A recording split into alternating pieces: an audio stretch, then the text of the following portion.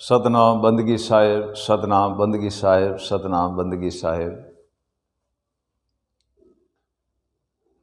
ए प्रिय सज्जनों, इस संसार के अंदर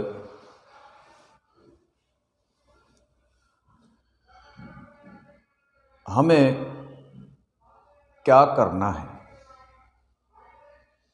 जब हमको निर्बंध निरेकार ने इसी संसार के अंदर भेजा है तो हमें क्या करना चाहिए और वह कौन सा काम है वह करना चाहिए। ए प्रिय सज्जनों, वह कौन सी वस्तु है जिसे हम इसी संसार में रह कर के भी हम परम धाम की प्राप्ति कर सकते हैं? ए प्रिय सज्जनों,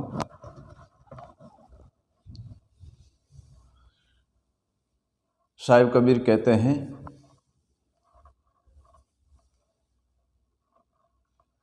इन संसार के योग में मन को मत भरमाए। सत्यपुरुष साहिब जी कहते हैं, मन को भरमाने का ये काम मत कर।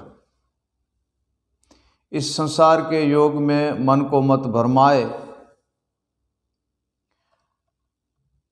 सार सुवद की औषधि और निर्भय होकर खाए। प्रिय सज्जनों, सार शब्द की वह औषधि है, वह धन है, वह औषधि है, वो इसी लोक में तो क्या हमें परलोक का भी दुख दूर कर देती है। हमें इनके लिए क्या करना है? चित्त मन बुद्धि इनको चेतन रखना है।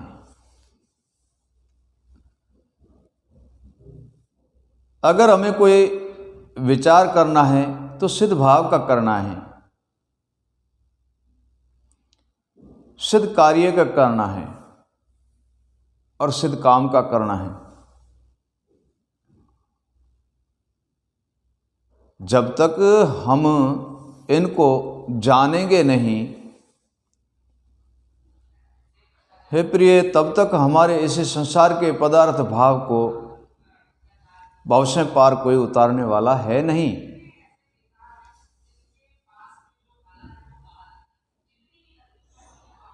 जैसे साहिब कबीर का एक श्लोक है,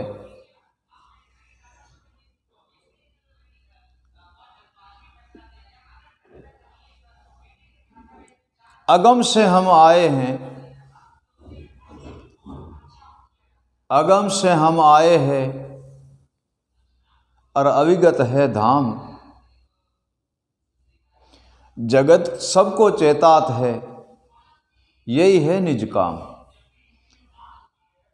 सत्यपुरुष कबीर जब इस संसार में अविगत से आए तो जगत के चेताने के लिए आए हैं,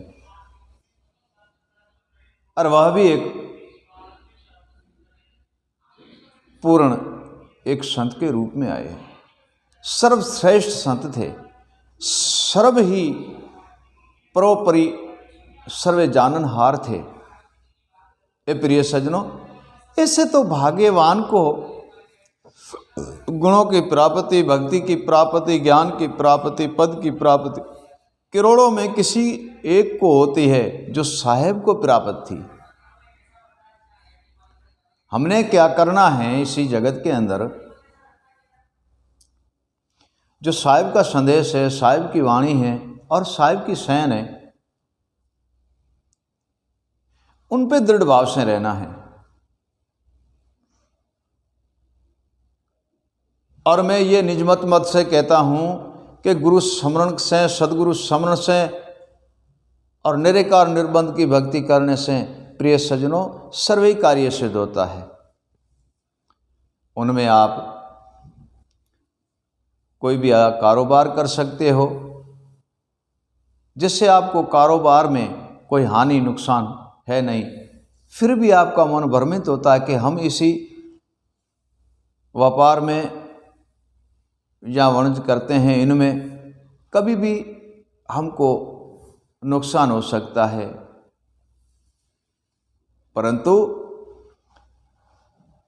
निर्बंधन निराकार का स्मरण करने से ये भ्रमणा नहीं रहती कि हमें नुकसान होगा।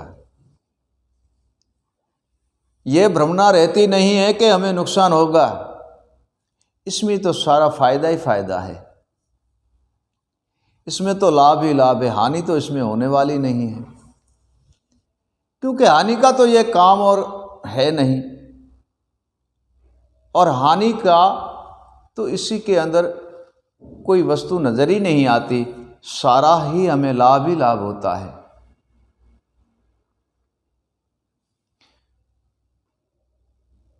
एक वस्तु है वह हानि करती है, जिसका नाम अहंकार है, वह हानि करती है। और अहंकार अग्नि की तरह है, क्रोध अग्नि की तरह है। ए प्रिय सज्जनों, जब अहंकार प्रकट होता है, क्रोध प्रकट होता है, तब सर्वे ही वस्तु को जलाकर भस्म कर देता है। ए प्रिय सज्जनों, हम संसार के अंदर सद्गुरुदेव इनके लिए तो करते हैं। एक आपको बात बताएं कि हम इसी संसार के अंदर सद्गुरुदेव के पास क्यों जाते हैं, सद्गुरुदेव क्यों करते हैं, सद्गुरु की प्राप्ति क्यों करते हैं, पूर्ण सद्गुरु की खोज क्यों करते हैं, पूर्ण ज्ञानी गुरु की खोज क्यों करते हैं। इन्हीं कारण करते हैं कि जो संसार के अशुभ भावना हैं और अशुभ कर्म हैं, अशुभ वृत्तियां हैं, वह मिटाने के लिए तब हम गुरुदेव के पास जाते हैं। और स्वयं सद्गुरु देवता ऐसा दीन दयालु है, जिसके पास जाने से ही वो हमें जान लेता है कि इसको यह रोग लगा हुआ है, और उस रोग जान करके और उसी रोग का उपाय तत्काल कर देता है। जैसे डॉक्टर या वैद्य रोग को जानता है, वैसे हमारे कर्म के जो रोग लगे हुए ना, कर्म के लोग मन में, बुद्धि में, तो हमारे वह रोग सद्गुरुदेव जान लेता है, फिर उसका उपाय करता है सद्गुरुदेव। तब हमारे मन ज्ञान से सिद्ध हो जाता है और कनिष्ठ बुद्धि सिद्ध बुद्धि बन जाती है। और जब ये दोनों सिद्ध हो जाता है तो संसार का सर्वे कार्य सिद्ध होने लगता है, क्योंकि मन तो दृढ़ रह जाता है और बुद्धि शुभ वृत्ति में परिवर्तन हो जाती है, सर्वे कार्य सिद्ध हो जाता है। और ये सर्वे कार्य सिद्ध हो जाता है तब तो सद्गुरु की अपरंपार लीला होती है। ए प्रिय सज्जनों, साहिब कबीर कहते हैं, गाये गुण न उपजे खोजे ही गुण होए। साहिब कहते हैं, गाये गुण न उपजे खोजे ही गुण होए, पानी बिलोड़ने से माखन निकले तो लूखा न खाए कोई। प्रिय सज्जनों, अगर पानी से गर्थ और माखन निकलने लगे तो गाय भैंस लेने की ज़रूरत नहीं है, गाय भैंस पालने की ज़रूरत नहीं है, क्योंकि सबके घर में हैंडपंप लगा हुआ है। फिर तो पानी निकाल कर और उसको मथन करके और मक्खन निकाल लेंगे, और जब मक्खन निकलेगा तो उसको गिरथ की भी प्राप्ति हो जाएगी। परंतु प्रिय सज्जनों, ऐसा है नहीं।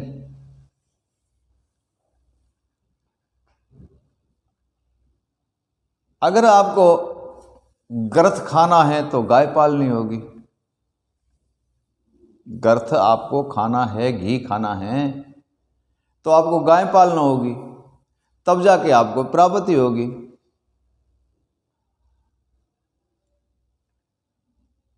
प्रिय सज्जनों, साहिब कबीर तब कहा है कि पानी से ग्रथ नहीं होता है।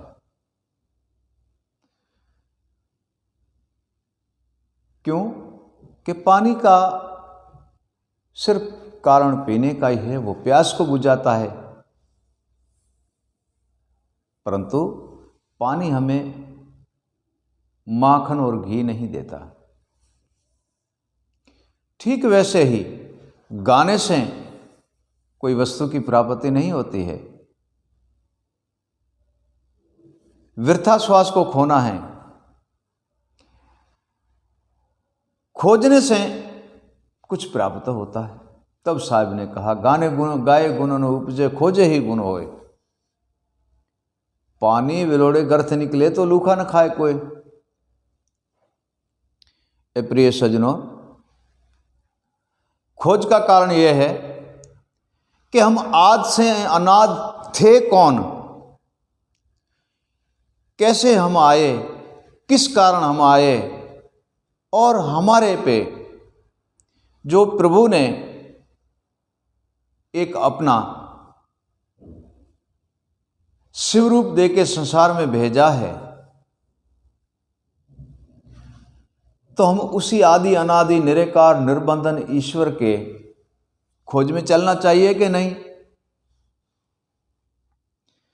आदि अनादि निर्बंधन निराकार के खोज में चलना चाहिए। जब हमें किसी वस्तु की खबर नहीं है, तब हम गुरुदेव के चरण जाते हैं। फिर वो क्या करते हैं कि हमें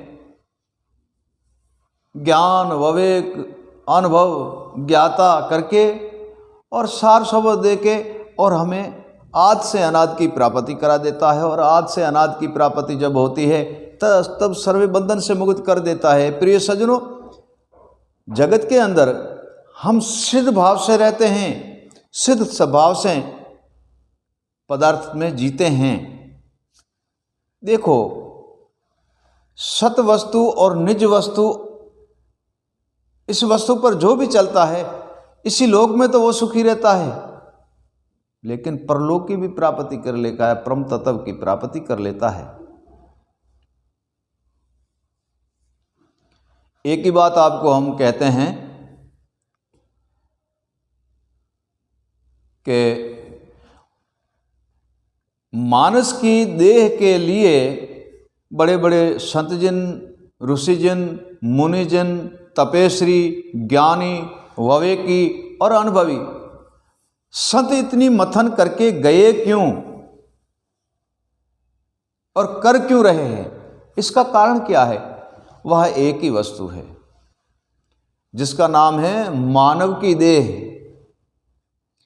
हे प्रिय सज्जनों, 68,84,000 है, 68,84,000 है। उनके अंदर साहिब कबीर ने मानव की देह को देवदही क्यों कहा? हमारा रूप तो मानव का है, लेकिन गुण तो हमारे पशु के हैं अंदर। रूप मानव का है, गुण पशु की है, समझ पशु की है, बुद्धि पशु की है। वह जो काम करता हम कर रहे हैं वह भी पशु का ही है। तो अब बताओ कि वह मानव की देह देवदही है या पशु यूनी है? वह देवदही है या पशु यूनी है? क्यों? कि गुण की तो हमें प्राप्ति हुई नहीं और अवगुण भरा हुआ है, अवगुण भरा हुआ है, अवगुण भरा हुआ है, अवगुण ही भरा हुआ है। तो उस अवगुण मिटाने के लिए हमें पूर्ण सदगुरु के द्वारे जाना पड़ेगा। और जब अवगुण मिटाएंगे और शुद्ध सतोगुण की जब प्राप्ति होगी, ए प्रिय सज्जनों, तब हम मानव की देह देवदही कहलाएंगे। नहीं तो हमारा रूप तो मानव का है, स्थूल मानव का है, परंतु हमारी सूझबूझ समझ और विचार सारे पशु के हैं। क्या है? पशु के हैं। और ये कौन हमको अवगुण से शुद्ध सतोगुण में लीन करेगा? वह है सद्गुरुदेव। वह सद्गुरुदेव है। जैसे साहिब कबीर कहते हैं, काग से गुरु हंसा कर लीना और दिया शब्द टिकसारा। साहिब कबीर कहते हैं, काग से गुरु हंसा कर लिया, दिया शब्द टिकसारा, देकर नाम नहचल पद का और खोला मुक्त द्वारा। ए प्रिय सज्जनों, काग से हमको हंसा कैसे किया?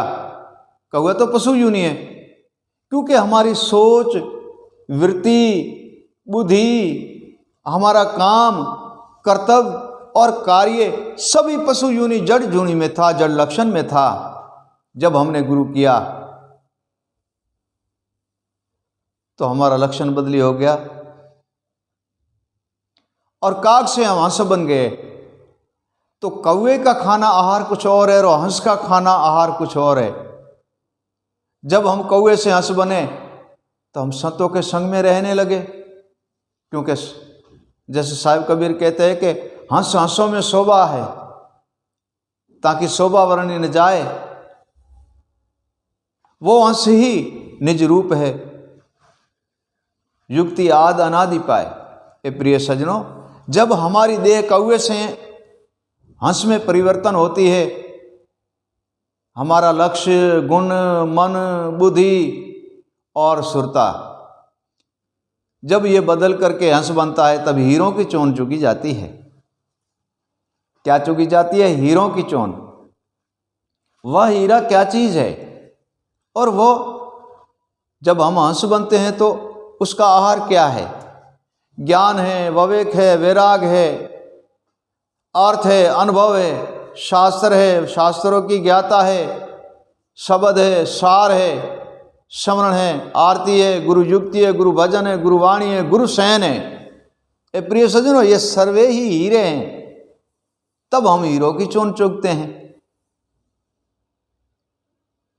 और कौवे की जो यूनि में थे उसी समय किसका आहार करते थे? अहंकार था, अपमान था, हर्ष शौक था, दुविधा भ्रम थी, चोरी करते थे, बदफेली करते थे, जुआ करते थे और हम अशुभ कर्म करते थे। इसको कहते हैं कौवे का आहार। ये अशुभ आहार है, इसको कहते हैं कौवे का आहार।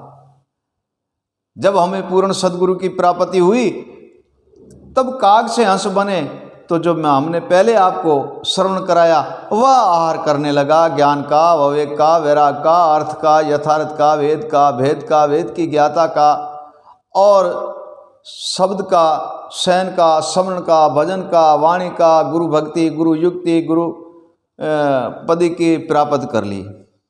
ए प्रिय सज्जनों, ये सर्वे ही हीरा है। साहिब कबीर कहते हैं, पशु की चाम का बना पनैया, पनैया कहते हैं पाँव में जूती को, और पानी को, पानी भरने वाले बर्तन को कहते हैं पशु की पाँव की जूती भी बनाई जाती है। पानी भरने का पनैया मतलब जिसको पखाल भी कहते हैं वो भी बनाई जाती है, और बजाने के लिए साज भी बनाया जाता है। ए प्रिय सज्जनों, नगाड़ा मंदिरों में बजता है वही पशु की ही खाल का बजता है। तब साहिब जी कहते हैं पशु की चाम का बना नगाड़ा, बना पनैया, मस्तक जड़ा नगाड़ा। पशु की चाम का बना पनैया, मस्तक जड़ा न गराया। मानुष की देह कुछ काम ना आवे और जलकर हो जाए अंगारा। ए प्रिय सजनों, मानुष की देह पाई, लेकिन हमने काम क्या किया जो हम मानुष देह में, मानव के रूप में हम मानव कहलाएं। देह मानव की और काम जड़ जूनी पशु वाला तो हो नहीं सकता, तो वो मानव है नहीं। उसको कहा जाता है मानव की देह है, लेकिन अंदर तो पशु के गुण भरे हुए शुद्ध पशु है। ये प्रिय सज्जनों, हमसे तो ज़्यादा सुख पशु भोगते हैं। हम मानव की देह में रहकर भी हम सुख नहीं भोगते, हम स्वर्ग नहीं भोगते। क्यों?